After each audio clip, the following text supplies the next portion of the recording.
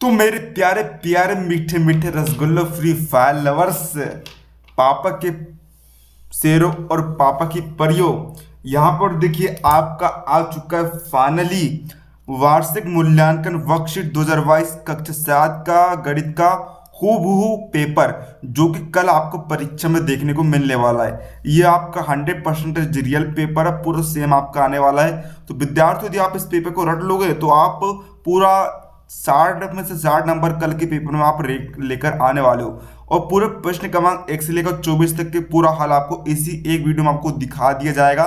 तो अब आपको जो है कहीं भी भटकने की आवश्यकता नहीं है। देख सकते हैं बड़े ही बढ़िया तरीके से आपके लिए जो है यहाँ पर लिखकर सोल्यूशन यहाँ पर तैयार करके मैंने लाया हूँ। तो अब आपको जो है कहीं भी आपको और कहीं भी भटकने की आवश्यकता नहीं है। तो विद्यार्थी आपको कर देना है हमारे वीडियो को लाइक जोरदार मेहनत के लिए, और साथ ही चैनल पर नए हो तो चैनल को सब्सक्राइब करके बेल नोटिफिकेशन ऑन कर लेना है, ताकि हम जैसे कोई नया वीडियो अपलोड करें आपको उसका तुरंत नोटिफिकेशन मिल जाए। चलिए वीडियो को हम बिना किसी देरी के फटाफट से यहाँ पर शुरू कर लेते हैं। तो आइए विद्यार्थियों, सबसे पहले हम जो है शुरू करने से पहले यहाँ पर जो है इसके कुछ जनरल इंस्ट्रक्शन जान लेते हैं। यह जानना इसलिए जरूरी है ताकि यदि आपने मान के चलिए आपने जो है 60 में से 60 अंक का पेपर पूरा करके आ गए, लेकिन आपने जनरल इंस्ट्रक्शंस को फॉलो नहीं किया तो आप जो है फेल हो जाओगे, आपको एक भी नंबर नहीं मिलेगा। तो क्या है, देखिए आपको जो है यहाँ पर आपको अपना नाम लिखना है, यहाँ पर आपको अपने पिताश्री का नाम लिखना है, यहाँ पर आपको कक्षा लिखनी है 6, यहाँ पर आपको अपने स्कूल का नाम लिख देना है। 1 से लेकर 24 तक के प्रश्न आपके रहने वाले हैं, ठीक है, टोटल इस पेपर में। और ये पेपर आपका 60 अंक का यहाँ पर रहने वाला है, खंडा पेपर है ना। और विद्यार्थी जो उत्तर है आपको वर्कशीट में आपको जो जगह दी गई है, देखिए इस प्रकार विद्यार्थियों को जो वर्कशीट में आगे जगह दी गई है, तो उस प्रकार जो विद्यार्थियों आप जो है उत्तर लिखेंगे जगह के सामने, ठीक है।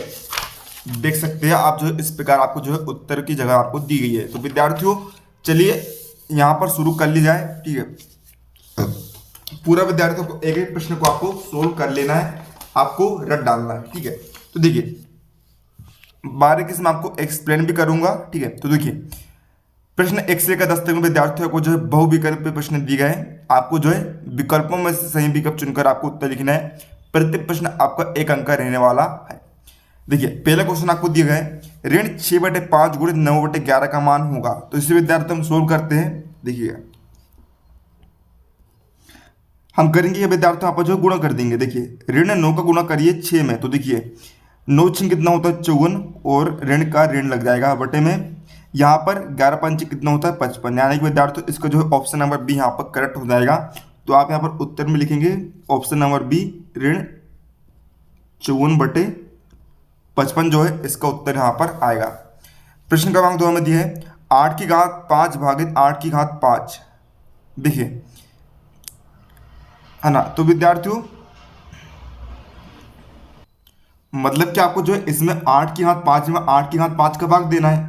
तो विद्यार्थियों जब आप समान वाली संख्या में भाग देंगे तो विद्यार्थियों उत्तर कितना निकलता है आपका 1, तो इसका आंसर लिखेंगे आप ऑप्शन नंबर बी 1। इस प्रकार विद्यार्थियों आपको जो है सोल्व करना है।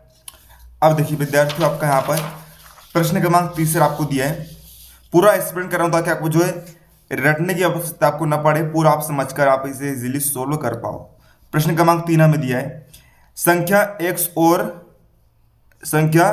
x और y का योग 9 है के लिए समीकरण क्या होगा, है ना। x और 4 का योग 9 है तो इसके लिए समीकरण क्या होगा, ठीक है। तो मतलब विद्यार्थियों x और 4 को जोड़ने पर 9 प्राप्त होता है। तो विद्यार्थियों इसका रूप क्या होगा, x धन 4 बराबर 9, यानी कि इन दोनों का योग बराबर किसके बराबर, 9 के बराबर। तो आप उत्तर लिखेंगे ऑप्शन नंबर सी, x + 4 = 9।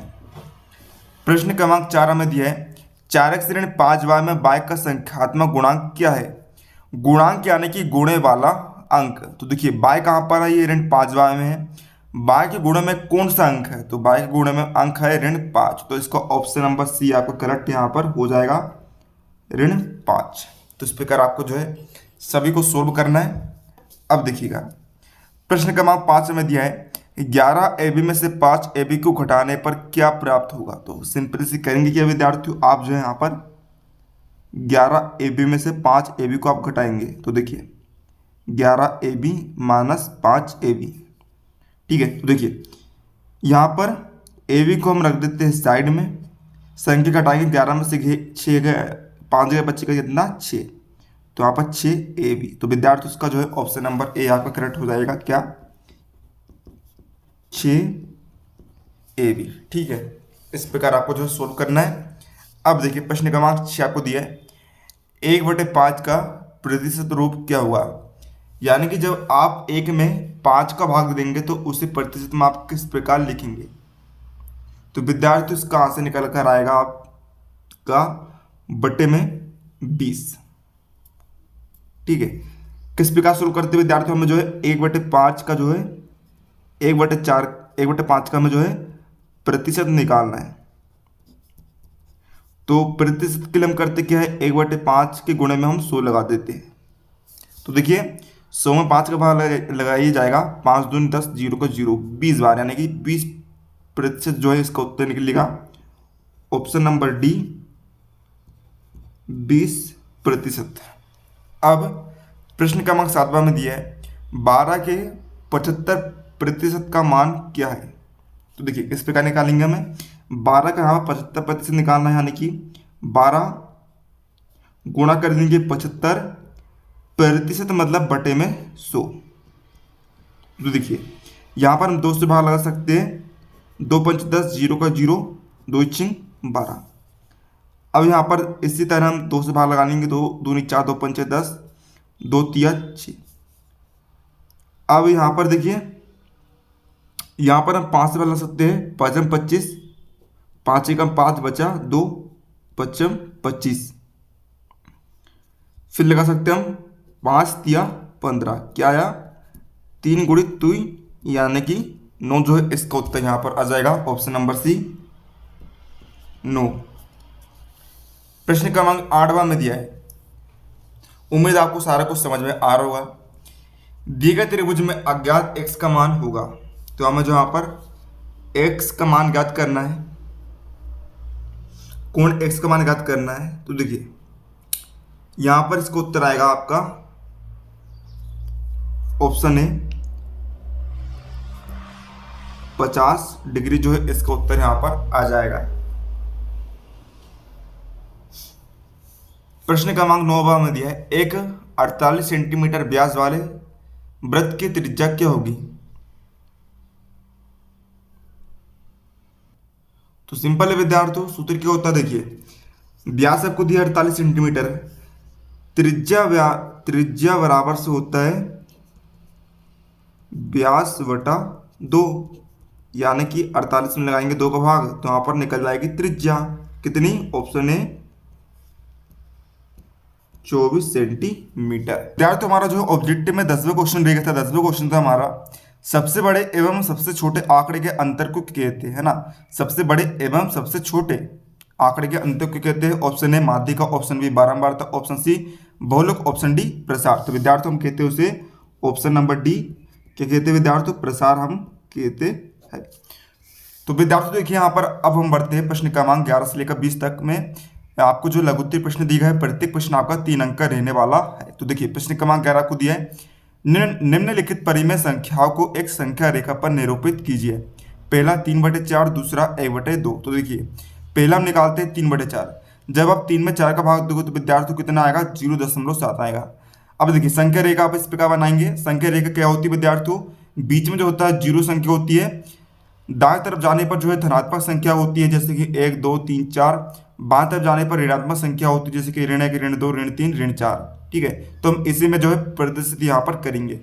पहला आपको कितना निकला है, 0.7। तो देखिए 0.7 क्या है, धनात्मक है। धनात्मक वाली संख्या जो है दाएं तरफ में जाएगी, धन वाली संख्या तरफ जाएगी। तो देखिए यहाँ पर आप मिला लीजिएगा, है ना। कहाँ पर आएगा, 3/4 लगभग में आएगा आपका, यहाँ पर है ना 3/4 आएगा। ठीक है, इस प्रकार दूसरा आपको दिया 1/2।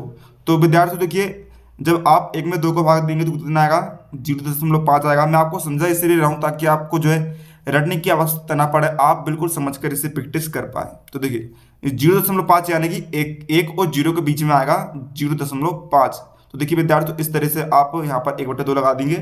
तीसरा है ऋण 3/4। जब आप ऋण 3 में 4 का भाग देंगे तो आएगा ऋण का 0.7। ऋण वाली संख्या है इसलिए जो है बाएं तरफ में आएगी। तो यहाँ पर देखिए इस तरह से आप ऋण 3.4 यहाँ पर कर देंगे। ठीक है, गिन के देख लीजिए, ये 0.1 होगा, ये 2 होगा, 3 4 5 6 7, इस प्रकार आपका आ जाएगा। प्रश्न 12वां में दिया है 4 के लिए दो आधार 2 लेते हुए घातांक के रूप में लिखिए। ठीक है, तो देख लेते हैं हम इससे आपको किस प्रकार हल करना है। देखिए 4 को आपने लिखा 2 गुणित 2, यानी कि हम 2 गुणित 2 को हम लिख सकते हैं 2 की घात 2। तो यहाँ पर देखिए विद्यार्थियों, आप 4 गुणित 4 को लिख सकते हैं 2 की घात 2 गुणित 2 की घात 2 गुणित 2 की घात 2। ठीक है, यानी कि विद्यार्थियों में जो है इसे आधार 2 का घातांक रूप लिखना है। ठीक है, तो देखिए यहाँ पर आपको ये दिया गया है। अब एक फॉर्मूला क्या होता है, यदि आधार समान हो तो जो घातें आपस में जुड़ती है। यहाँ पर देखिए आधार समान है, आधार कितना है 2, तो घातें जो है आपस में जुड़ जाएगी। तो देखिए हमने लिखा 2 की घात, इन सभी को जोड़ दीजिए, 2 धन 2 धन 2, तो देखिए 2 की घात कितनी आएगा, यहाँ पर 6 आएगा। ये आपका प्रूफ यहाँ पर हो जाएगा। और 2 की घात 6 को हम कहते हैं 32, और जब आप इसमें भी गुणा करेंगे तो आपका बन जाएगा। ठीक है, अब देखिए प्रश्न क्रमांक 13 में दिया है रीमा के पिता की आयु 49 वर्ष है। उनकी आयु रीमा की आयु के 3 गुणों से 4 वर्ष अधिक है। रीमा की आयु ज्ञात कीजिए। बड़ा ही इसी है, हमें क्या ज्ञात करना है, रीमा की आयु ज्ञात करना है। ठीक है, तो देखिए हम मान लेते हैं कि रीमा की आयु कितनी है, x वर्ष है। अब यहाँ पर सवाल क्या कह रहा था कि सवाल के अनुसार हमें दिया है कि जो रीमा की आयु है, जो पिता की आयु है, रीमा की आयु के 3 गुने से 4 अधिक है। यानी कि रीमा की आयु कितनी है x, उसकी 3 गुना, यानी कि 3 का गुणा कर दिए से 4 अधिक, यानी कि हमने 4 उसमें जोड़ दिया, धन 4 कर दिया, इतनी है वर्ष है। ठीक है, तो यहाँ पे हमें दिया है रीमा के पिता की आयु कितनी है 49 वर्ष। यानी कि आपको हम करेंगे क्या, हमें जो रीमा की आयु दी थी हमें निकालना है, तो हम निकालते हैं यहाँ पर किस प्रकार से। जो पिता की आयु दी गई है 3x धन 4 किसके बराबर है, 49 के बराबर है। तो हम यहाँ पर x का मान यदि हमने ज्ञात कर लिया तो जो है रीमा की आयु निकल जाएगी। तो देखिए यहाँ पर हम x का मान निकालेंगे, तो देखिए 3x बराबर 49 में 4 को घटाया, यहाँ पर आ गया 45, 75 कर दिया 4 का दाएं तरफ। ठीक है, तो देखिए यहाँ पर हम x का मान निकालेंगे, तो देखिए 3 जो है x के गुणे में है, तो इधर जाकर भाई बटे में हो जाएगा 45/3। 45 में 3 का भाग दिया, यहाँ पर आ गया 15, यानी कि रीमा की वर्तमान आयु विद्यार्थियों कितनी होगी, 15 वर्ष होगी।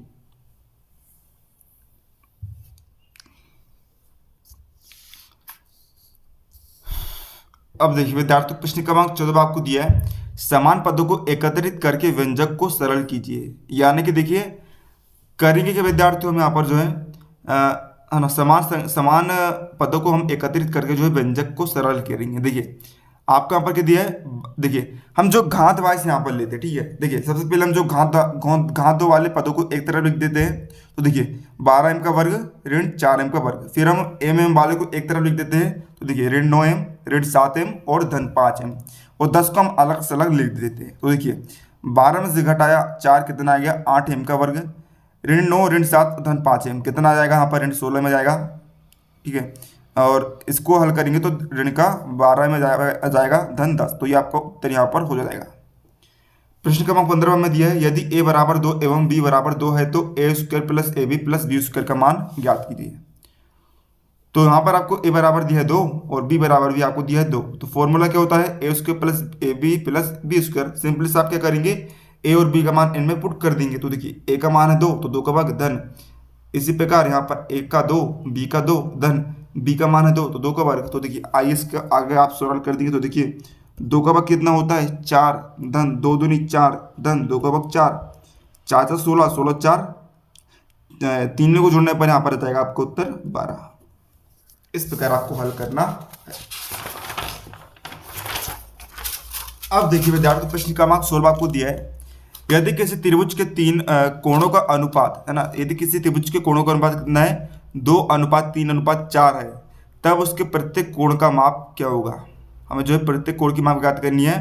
तो हम मान लेते हैं कि त्रिभुज का कोण क्या है x है, त्रिभुज का प्रत्येक कोण हम मान लेते हैं x है।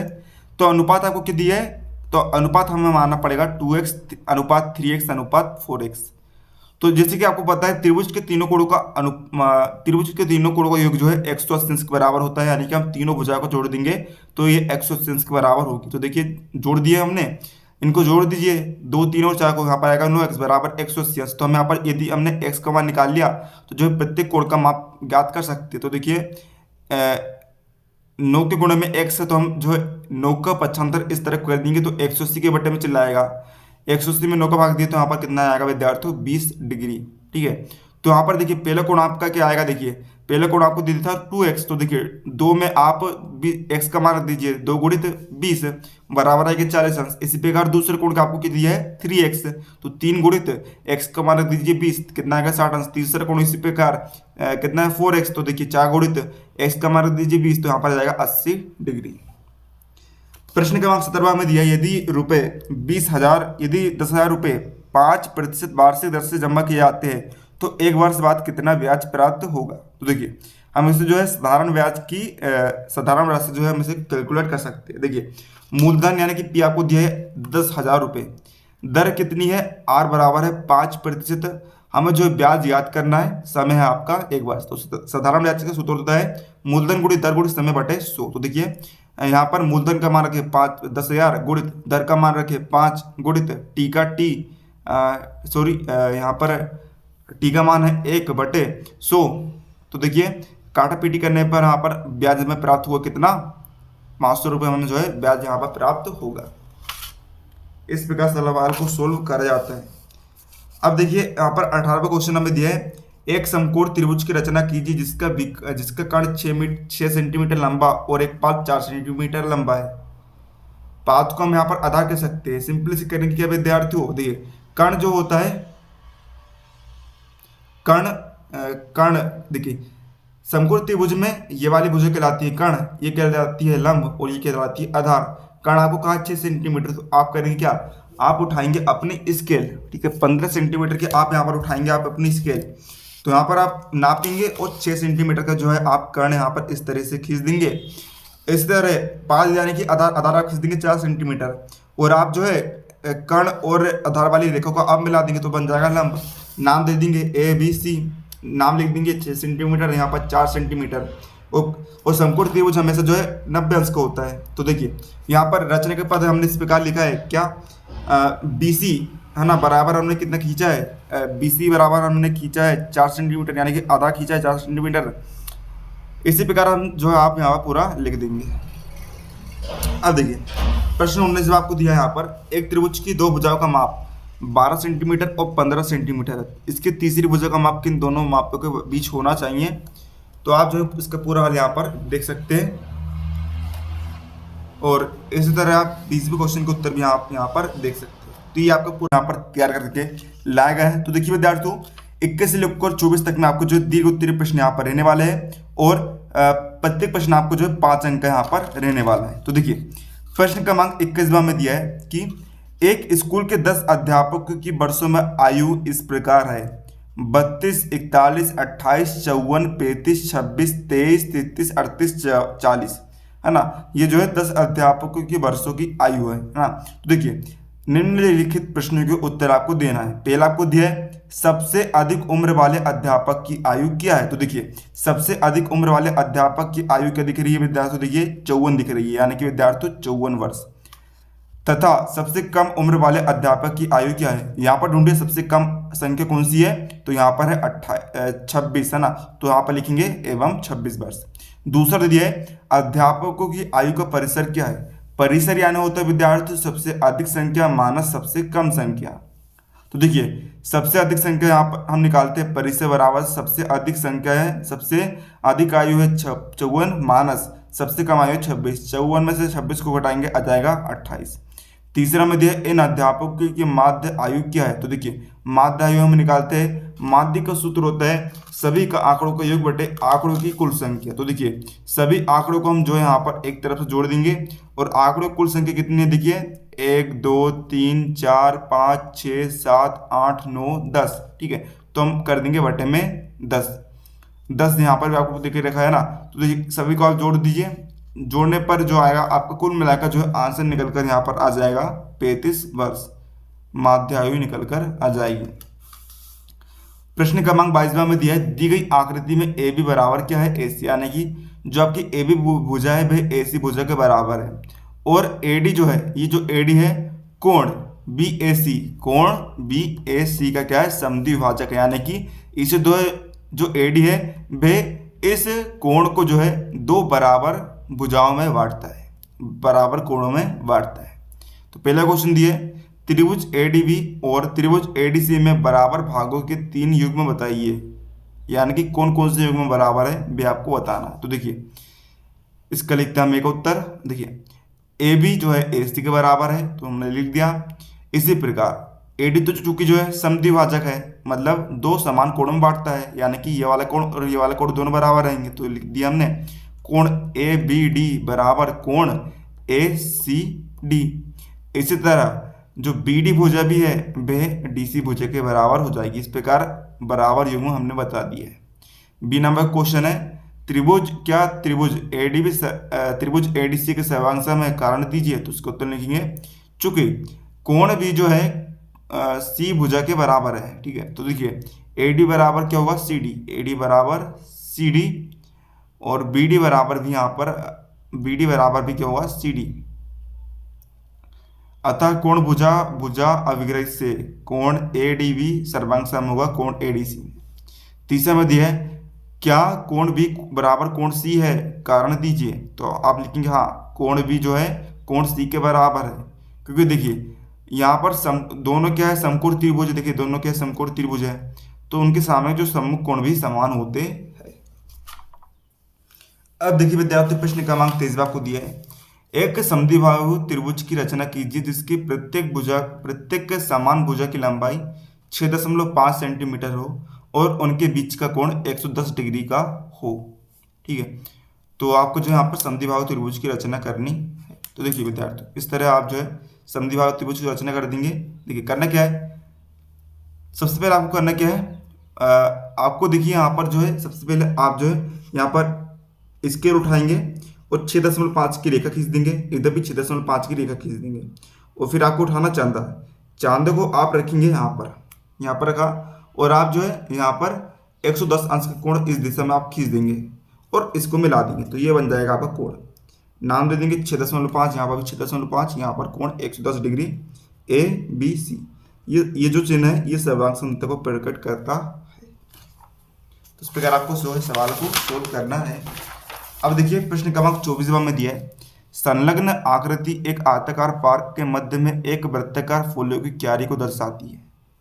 देखिए ये जो आपका डब्बा दिखा है ये जो है आयताकार पार्क का चित्र है, ठीक है, आयताकार पार्क का चित्र है, और इसमें जो आपको गोला दिख रहा है ये इसके अंदर में एक फूलों की क्यारी है उसको ये दर्शा रही है। तो देखिए आपको यहाँ पर क्या ज्ञात करना है, पहला पूरे पार्क का क्षेत्रफल, तो हमें जो है टोटल यहाँ पर जो है पार्क का क्षेत्रफल हमें ज्ञात करना। तो देखिए हम ज्ञात करते हैं पार्क का क्षेत्रफल बराबर, देखिए आयताकार पार्क है और क्षेत्रफल यानी कि हम निकाल सकते हैं आयत का क्षेत्रफल। आयत के क्षेत्रफल का सूत्र होता है लंबाई गुणित चौड़ाई। तो देखिए यहाँ पर लंबाई है ना, तो देखिए 10 गुणित 5 कर देंगे तो यहाँ पर आ जाएगा 50 सेंटीमीटर और क्षेत्रफल यानी कि स्क्वायर। अब दूसरा में दिया फूलों की क्यारी को छोड़कर पार्क के शेष भाग का क्षेत्रफल। देखिए क्या याद करना है विद्यार्थियों में, जो है ये जो आपको फूलों की क्यारी दिख रही है इसे आप छोड़ दीजिए, इसको आप हटा दीजिए, जो बच्चा है उसका हमें जो क्षेत्रफल ज्ञात करना है। तो उसके लिए सबसे पहले हम करेंगे कि विद्यार्थी सबसे पहले तो हमें जो है फूलों की क्यारी का क्षेत्रफल ज्ञात करना पड़ेगा। और फूलों की क्यारी के कौन से आकार के विद्यार्थी, वृत्ताकार के, तो हम यहाँ पर ज्ञात कर सकते हैं वृत्त का क्षेत्रफल बराबर सूत्र होता है पाई आर स्क्वायर। तो पाई का मान रख दिए 3.14 गुणित आर, यानी कि देखिए यहाँ पर त्रिज्या का मान आपको दिया है 2 सेंटीमीटर, तो हमने रख दिया 2 का भाग 3.14 गुणित 2 का भाग होता है 4, इनका गुणा कर दिया, यहाँ पर आ गया 112.56 सेंटीमीटर, और क्षेत्रफल है यानी कि स्क्वायर। तो हम शेष भाग का क्षेत्रफल हम किस प्रकार ज्ञात करेंगे, जब हम जो है टोटल में से जो है इसको घटा देंगे, जब हम टोटल पार्क के क्षेत्रफल में से फूलों क्यारी क्षेत्रफल को घटा देंगे तो हमें जो है शेष भाग का क्षेत्रफल ज्ञात हो जाएगा। तो देखिए हमने करा है 50 में से घटा दिया हमने 12.56 को, तो यहाँ पर आ गया 37.44 सेंटीमीटर का स्क्वायर। तो इस प्रकार विद्यार्थियों ने जो है यहाँ पर पूरे पेपर का आपका सोल्यूशन देख लिया। उम्मीद है आपको वीडियो हेल्पफुल लगा, तो वीडियो को लाइक कर दीजिएगा, साथ ही चैनल पर नया हो तो चैनल को सब्सक्राइब करके बेल नोटिफिकेशन ऑन कर लीजिएगा, ताकि हम जैसी कोई नई वीडियो अपलोड करें आपको उसका तुरंत नोटिफिकेशन मिल जाए। चलिए वीडियो को मिलते हैं अगले किसी नई वीडियो में।